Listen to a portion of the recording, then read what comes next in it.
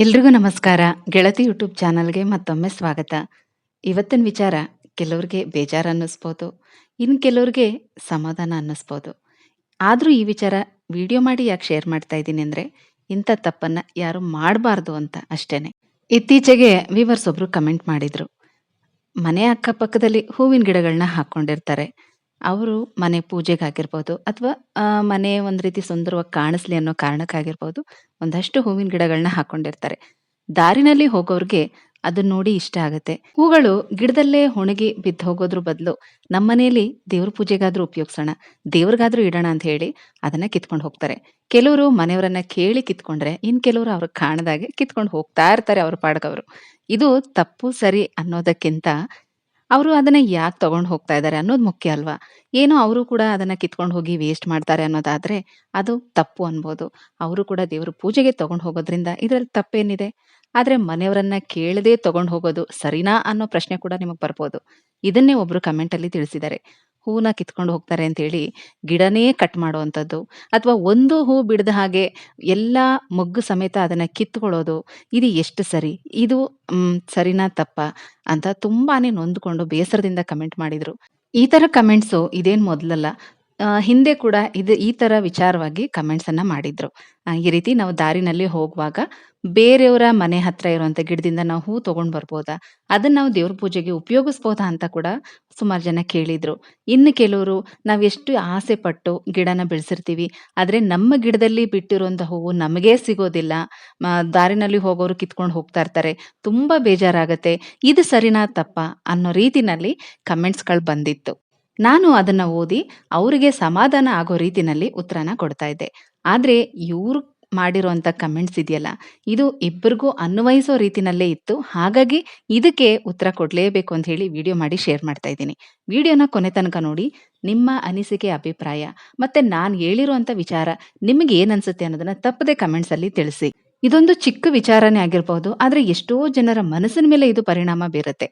ಇತ್ತೀಚೆಗೆ ಒಂದು ವಿಡಿಯೋ ನೋಡುವಾಗ ಅವ್ರು ಹೇಳ್ತಾ ಇದ್ರು, ಮನೆ ಸುತ್ತ ಜಾಗ ಇರಬೇಕು. ಅಲ್ಲೆಲ್ಲ ಹೂವಿನ ಗಿಡಗಳು ಹಾಕ್ಬೇಕು. ಯಾಕಂದ್ರೆ ದಾರಿನಲ್ಲಿ ಓಡಾಡೋಂಥವ್ರು ಸಂಜೆ ಅಥವಾ ಬೆಳಗ್ಗೆ ಹೊತ್ತು ವಾಕಿಂಗ್ ಮಾಡೋದಕ್ಕೆ ಅಂತ ಬರೋರು ಹೂಗಳನ್ನ ಕಿತ್ಕೊಂಡು ಹೋಗ್ಬೇಕು ಅಂತ ಹೇಳಿ ದಾಸವಾಳ ಗಿಡಗಳನ್ನ ಮತ್ತೆ ಮಲ್ಲಿಗೆ ಹೂವಿನ ಗಿಡ, ಕಣಗ್ಲೆ ಹೂವಿನ ಗಿಡ ಇದನ್ನೆಲ್ಲ ನೆಡ್ತಾ ಇದ್ದೀವಿ. ದಾಸವಾಳ ಮತ್ತೆ ಕಣಗ್ಲೂವ ಯಾವಾಗ್ಲೂ ಹೂ ಬಿಡ್ತಾ ಇರುತ್ತೆ. ಹಾಗಾಗಿ ಪ್ರತಿದಿನ ಪೂಜೆಗಳಿಗೆ ಉಪಯೋಗ ಆಗುತ್ತೆ. ದಾರಿನಲ್ಲಿ ಓಡಾಡೋರು ಕಿತ್ಕೊಂಡು ಹೋಗ್ಲಿ ಅಂತಾನೇ ಹೇಳಿ ನಾವು ಗಿಡ ಬೆಳೆಸ್ತಾ ಇದ್ದೀವಿ ಅಂತ ಹೇಳಿದ್ರು. ನಿಜ ಹೇಳ್ಬೇಕು ಅಂದ್ರೆ ಇಂಥ ಮಾತನ್ನ ಕೇಳಿ ಮನಸ್ಸಿಗೆ ತುಂಬಾನೇ ಖುಷಿ ಆಯ್ತು. ಹೌದಲ್ವಾ? ಇದೆಷ್ಟು ಒಳ್ಳೆ ವಿಚಾರ. ದೇವ್ರು ನಮಗೂ ಅನುಕೂಲ ಕೊಟ್ರೆ ನಾವು ಈ ರೀತಿ ಮಾಡ್ಬೇಕು ಅಂತ ಅನ್ನಿಸ್ತು. ಮಕ್ಳ ಬರ್ತಡೇನೋ ಅಥವಾ ಆನಿವರ್ಸರಿನೋ ಇನ್ನೇನೋ ಒಂದು ವಿಚಾರಗಳು ಅಂತ ಹೇಳಿ ಅನಾಥಾಶ್ರಮಗಳಿಗಾಗಿರ್ಬಹುದು, ದೇವಸ್ಥಾನಗಳಿಗಾಗಿರ್ಬಹುದು, ನಮ್ ಕೈಲಾದಂತ ಸಹಾಯಗಳು ಮಾಡ್ತಾ ಇರ್ತೀವಿ. ಅನ್ನದಾನ ಮಾಡೋದಕ್ಕೆ ಸಹಾಯ ಮಾಡ್ತಾ ಇರ್ತೀವಿ. ನಿರ್ಗತಿಕರಿಗಾಗ್ಲಿ, ಭಿಕ್ಷುಕರಿಗಾಗ್ಲಿ ಅಥವಾ ಯಾರಿಗೇನ್ ಅವಶ್ಯಕತೆ ಇದೆಯೋ ಅಂಥವ್ರಿಗೆ ಅದನ್ನ ದಾನ ಮಾಡ್ಬೇಕು. ಇದು ಪುಣ್ಯದ ಕೆಲ್ಸ ಅಂತೆಲ್ಲ ಹೇಳ್ತಾ ಇರ್ತೀವಿ. ನಾವು ಕೂಡ ಅದನ್ನ ತಿಳ್ಕೊಳ್ತೇವಿ. ನಮ್ ಕೈಲಾದಷ್ಟ್ರ ಮಟ್ಟಿಗೆ ಸಹಾಯನೂ ಕೂಡ ಮಾಡ್ತಾ ಇರ್ತೀವಿ. ಯಾಕ್ ಮಾಡ್ತೀವಿ? ಅದೆಲ್ಲ ಒಳ್ಳೆ ಕೆಲ್ಸ ಅಂತ ಹೇಳಿ ಮಾಡ್ತಾ ಇರ್ತೀವಿ ಅಲ್ವಾ? ಹಾಗಾದ್ರೆ ಇದೇನು? ನಿಮ್ಮ ಮನೆ ಹತ್ರ, ನಿಮ್ಮ ಮನೆ ಕಾಂಪೌಂಡಲ್ಲಿ ಹೂವಿನ ಗಿಡ ಬೆಳೆಸಿರ್ತೀರ. ಆ ಹೂವು ಇನ್ನೊಬ್ರ ಮನೆ ಪೂಜೆಗೆ ಸೇರತ್ತೆ. ಇದು ಕೂಡ ಪುಣ್ಯದ ಕೆಲ್ಸಾನೇ ಅಲ್ವಾ? ಅವರು ಆ ಹೂವನ್ನ ಇಡುವಾಗ, ದೇವರಿಗೆ ಪೂಜೆ ಮಾಡುವಾಗ ಆ ಹೂವಲ್ಲಿ ನೀವೇ ಕಾಣಿಸ್ತಾ ಇರ್ತೀರ. ಅಂದ್ರೆ ಅವರದನ್ನ ಎಲ್ಲಿಂದ ತಗೊಂಡ್ ಬಂದ್ರೋ ಅದೇ ಅವ್ರ ಮನಸ್ಸಲ್ಲಿರತ್ತೆ. ಬೇರೆ ಯಾವುದೇ ಬೇಡಿಕೆ ಅವ್ರ ಮನಸ್ಸಲ್ಲಿರಲ್ಲ. ನೀವು ಬೇಕಾದ್ರೆ ಅಬ್ಸರ್ವ್ ಮಾಡಿ. ನೀವು ಎಲ್ಲಿಂದ ಏನಾದ್ರೂ ಒಂದು ವಸ್ತು ತಂದು ದೇವ್ರ ಮುಂದೆ ಇಟ್ಟಾಗ, ಇಂಥ ಕಡೆಯಿಂದ ಅದನ್ನ ತಗೊಂಬಂದೆ, ನನಗೆಷ್ಟು ಚೆನ್ನಾಗಿರೋ ವಸ್ತು ಸಿಕ್ತು, ಎಷ್ಟು ಚೆನ್ನಾಗಿ ಕಾಣಿಸ್ತಾ ಇದೆ ಅನ್ನೋಂಥ ಖುಷಿನೇ ನಿಮ್ಮ ಮನಸ್ಸಲ್ಲಿರುತ್ತೆ. ಯಾವುದೇ ಬೇಡಿಕೆ ನಿಮ್ಮ ಮನಸ್ಸಲ್ಲಿರೋದಿಲ್ಲ. ಅವ್ರಿಗೂ ಹಾಗೆ ನಿಮ್ಮ ಗಿಡದಿಂದ ಹೂ ತಗೊಂಡು ಹೋದಾಗ, ಹೂ ಎಷ್ಟು ಫ್ರೆಶ್ ಆಗಿದೆ, ಎಷ್ಟು ಚೆನ್ನಾಗಿದೆ, ಎಷ್ಟೊಂದು ಗಿಡ ಬೆಳೆಸಿದ್ದಾರೆ, ಎಷ್ಟು ಚೆನ್ನಾಗಿ ಆ ಗಿಡದಲ್ಲಿ ಹೂ ಬಿಡುತ್ತೆ, ದಿನಾ ಹೇಗೋ ಪೂಜೆಗೆ ಹೂ ಸಿಗ್ತಾ ಇದೆಯಲ್ಲ ಅನ್ನುವಂಥ ತೃಪ್ತಿ ಅವ್ರ ಮನಸ್ಸಲ್ಲಿರುತ್ತೆ. ಆ ಒಂದು ಪುಣ್ಯದ ಫಲ ನಿಮಗೂ ಕೂಡ ಸಿಗ್ತಾ ಇರತ್ತೆ. ದಯವಿಟ್ಟು ಇಂಥದನ್ನ ಅರ್ಥ ಮಾಡ್ಕೊಳ್ಳಿ. ಯಾವುದೇ ರೀತಿ ಸ್ವಾರ್ಥಗಳನ್ನ ಇಟ್ಕೊಳಕ್ ಹೋಗ್ಬಾರ್ದು. ಯಾರೋ ಬೆಳೆದಿರೋ ಹೂವು ಇನ್ಯಾರ್ದೋ ಮನೆ ಪೂಜೆಗೆ ಸೇರುತ್ತೆ, ಇನ್ಯಾರೋ ಹೆಣ್ಣು ಮಕ್ಕಳು ಮುಡಿಗೆ ಸೇರುತ್ತೆ, ಮದುವೆಗೆ ಮಾಲೆ ಆಗತ್ತೆ.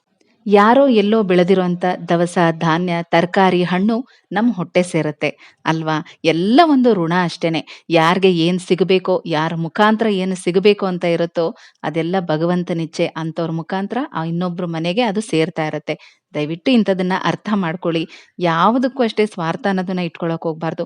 ನಾವು ಯಾವುದ್ರಲ್ಲಿ ಸ್ವಾರ್ಥ ಇರ್ಬೇಕೋ ಅಂಥದ್ರಲ್ಲಿ ಮಾತ್ರ ಇರ್ಬೇಕು. ಎಲ್ಲದ್ರಲ್ಲೂ ಅದೇ ರೀತಿ ಭಾವನೆಗಳನ್ನ ಇಟ್ಕೊಳಕ್ ಹೋಗ್ಬೇಡಿ. ನೀವು ಪೂಜೆ ಮಾಡಿದ್ರು ಅದು ನಿಮ್ಮನೆ ದೇವರಿಗೆ ಸಲ್ಲತ್ತೆ. ಇನ್ನೊಬ್ರು ಆ ಹೂ ತಗೊಂಡೋಗಿ ಪೂಜೆ ಮಾಡಿದ್ರು ಅದೂ ಕೂಡ ದೇವರಿಗೆ ಸಲ್ಲತ್ತೆ. ಎಷ್ಟೋ ದಿನ ಮನೆಗಳಲ್ಲಿ ಪೂಜೆ ಮಾಡೋದಕ್ಕೆ ಸಾಧ್ಯನೇ ಆಗ್ತಾ ಇರೋದಿಲ್ಲ. ನಾನಾ ಕಾರಣ ಇರತ್ತೆ. ಡೇಟ್ ಆಗ್ಬೋದು, ಹುಷಾರಿಲ್ದೆ ಹೋಗ್ಬೋದು, ಯಾವುದೋ ಊರುಗಳಿಗೆ ಹೋಗಿರ್ತೀವಿ, ಫಂಕ್ಷನ್‌ಗಳಿರತ್ತೆ. ಮನೆಯಲ್ಲಿ ಹೂವು ಹಾಕಿ ದೇವ್ರ ದೀಪ ಹಚ್ಚೋಕ್ಕೂ ಆಗೋದಿಲ್ಲ. ಅಂತ ಪರಿಸ್ಥಿತಿಗಳಿರತ್ತೆ. ಅಂತ ಸಮಯಗಳಲ್ಲಿ ನಿಮ್ಮ ಮನೆಯಿಂದ ಹೂ ತಗೊಂಡೋಗಿ ಇನ್ಯಾರೋ ದೇವರಿಗೆ ಹೂವನ್ನ ಇಟ್ಟು ಪೂಜೆ ಮಾಡ್ತಾರೆ ಅಂದ್ರೆ, ಆ ಪುಣ್ಯದ ಫಲ ನಿಮಗೂ ಕೂಡ ಸಿಗುತ್ತೆ. ಅದನ್ನ ಅರ್ಥ ಮಾಡ್ಕೊಳ್ಳಿ. ಎಷ್ಟೋ ಸಲ ಅಷ್ಟೇ ನಾನು ವಿಡಿಯೋಗಳಲ್ಲಿ ಹೇಳ್ತಾ ಇರ್ತೀನಿ, ಇಂಥ ಒಂದು ಸಮಯದಲ್ಲಿ ಪೂಜೆ ಮಾಡಿ. ತುಂಬಾ ಒಳ್ಳೆ ಶುಭ ಮುಹೂರ್ತ ಇರುತ್ತೆ. ಇವತ್ತು ತುಂಬಾ ಒಳ್ಳೆ ದಿನ. ಇವತ್ತು ಈ ಪೂಜೆ ಮಾಡಿ, ಅದು ಇದು ಅಂತ ಆದ್ರೆ ಎಷ್ಟೋ ಸಲ ನನಗೆ ಆ ಸಮಯದಲ್ಲಿ ಮಾಡೋದಿಕ್ಕೆ ಆಗೇ ಇರೋದಿಲ್ಲ. ಆಗ ನಾನು ಅನ್ಕೊಳ್ತೀನಿ, ನಾನು ಹೇಳಿರೋ ಮಾತನ್ನ ನಂಬಿ ಒಂದ್ 10 ಜನ ಆದ್ರೂ ಮಾಡ್ತಾರಲ್ವಾ, ಆ ಫಲ ನನಗೂ ಸಿಗುತ್ತೆ. ಅಷ್ಟೇ ಸಾಕು ಭಗವಂತ ಅಂತ ಅನ್ಕೊಳ್ತಾ ಇರ್ತೀನಿ. ಹಾಗೆ ಈ ರೀತಿ ಹೂ ಕಿತ್ಕೊಂಡು ಹೋಗೋರು ಕೂಡ ಸ್ವಲ್ಪ ಯೋಚನೆ ಮಾಡಿ. ಏನೋ ಅವರು ಹೆಚ್ಚು ಗಿಡಗಳನ್ನ ಹಾಕಿದ್ದಾರೆ. ಹೆಚ್ಚೆಚ್ಚಾಗಿ ಹೂ ಬಿಡ್ತಾ ಇದೆ. ಮತ್ತ ಆ ಹೂಗಳು ಗಿಡದಲ್ಲೇ ಒಣಗಿ ವೇಸ್ಟ್ ಆಗ್ತಾ ಇದೆ ಅನ್ನೋ ಹಾಗಿದ್ರೆ, ಅಂತ ಕಡೆ ನೀವು ಕಿತ್ಕೊಂಡು ಹೋಗಿ. ಅಥವಾ ಆ ಮನೆಯವರನ್ನ ಒಂದ್ ಮಾತು ಕೇಳಿ ನೀವು ತಗೊಂಡ್ ಹೋಗಿ.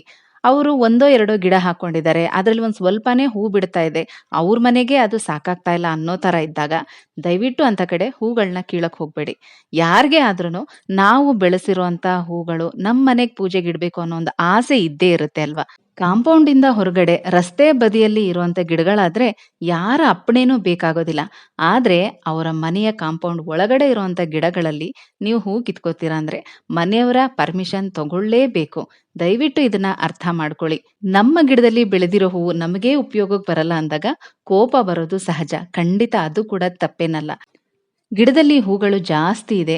ಅವ್ರಿಗೆ ಎಷ್ಟು ಬೇಕೋ ಅಷ್ಟು ತಗೊಂಡು ಇನ್ನು ಅದರಲ್ಲೇ ಒಣಗಿ ವೇಸ್ಟ್ ಆಗ್ತಾ ಇದೆ ಅಂದಾಗ ಅದನ್ನ ಬೇರೆಯವ್ರು ಕಿತ್ಕೊಂಡು ಹೋಗೋದ್ರಲ್ಲಿ ತಪ್ಪಿಲ್ಲ.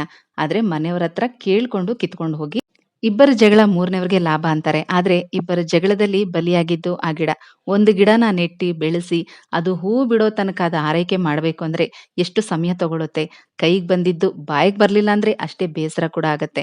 ಹಾಗಾಗಿ ಯಾರೇ ಆಗಿರ್ಲಿ, ಬೇರೆಯವರ ಮನೆ ಕಾಂಪೌಂಡ್ ಅಲ್ಲಿ ಹೂ ಕೀಳ್ತೀರಾ ಅಂದ್ರೆ ದಯವಿಟ್ಟು ಅವ್ರ ಪರ್ಮಿಷನ್ ತಗೊಂಡು ಹೂ ತಗೊಳ್ಳಿ. ಹಾಗೆ ಮನೆಯವರು ಕೂಡ ಅಷ್ಟೇ. ಹೂ ತಗೊಂಡೋಗಿ ಅವ್ರೇನ್ ಮಾರ್ಕೊಳಕ್ಕಾಗತ್ತಾ? ಅದನ್ನ ದೇವ್ರಿಗೆ ಇಟ್ಟು ಪೂಜೆ ಮಾಡೋದು. ಹೆಚ್ಚು ಅಂದ್ರೆ ಅವರು ಮುಡ್ಕೋಬಹುದು. ಒಳ್ಳೆ ಕೆಲ್ಸಕ್ಕೆ ತಾನೇ ಉಪಯೋಗಿಸ್ತಾ ಇದ್ದಾರೆ. ದಯವಿಟ್ಟು ಕೋಪ ಮಾಡ್ಕೋಬೇಡಿ. ನಿಮ್ಮ ಮನೆ ಅಂಗಳದಲ್ಲಿ ಅರಳಿರುವಂತ ಹೂವು ಯಾವ ದೇವ್ರಿಗೆ ಸೇರ್ಬೇಕು, ಯಾರ್ ಮುಡಿಗ್ ಸೇರ್ಬೇಕು ಅನ್ನೋದೆಲ್ಲ ಭಗವಂತನ ಇಚ್ಛೆನೇ ಆಗಿರುತ್ತೆ. ದಯವಿಟ್ಟು ಮನಸ್ಸಲ್ಲಿ ಯಾವುದೇ ರೀತಿ ಕೆಟ್ಟ ಆಲೋಚನೆಗಳನ್ನ ಮಾಡಕ್ ಹೋಗ್ಬೇಡಿ. ಯಾರ ಮೇಲೂ ತಪ್ಪು ಭಾವನೆಗಳನ್ನ ಇಟ್ಕೊಳಕ್ ಹೋಗ್ಬೇಡಿ. ಯಾವುದೇ ವಸ್ತುಗಳ ಮೇಲೂ ಕೋಪ ತೋರ್ಸಕ್ ಹೋಗ್ಬೇಡಿ. ಈ ರೀತಿಯಲ್ಲಿ ನೀವು ಆ ಭಗವಂತನ ಸೇವೆ ಮಾಡ್ತಾ ಇದ್ದೀರಾ ಅಂತ ತಿಳ್ಕೊಳ್ಳಿ. ಈ ವಿಡಿಯೋ ನೋಡಿ ನಿಮ್ಗೆ ಏನ್ ಅನ್ನಿಸ್ತು? ತಪ್ಪದೆ ಕಮೆಂಟ್ಸ್ ಅಲ್ಲಿ ತಿಳಿಸಿ. ಮತ್ತೆ ಸಿಗ್ತೀನಿ. ಹೋಗ್ಬರ್ಲಾ?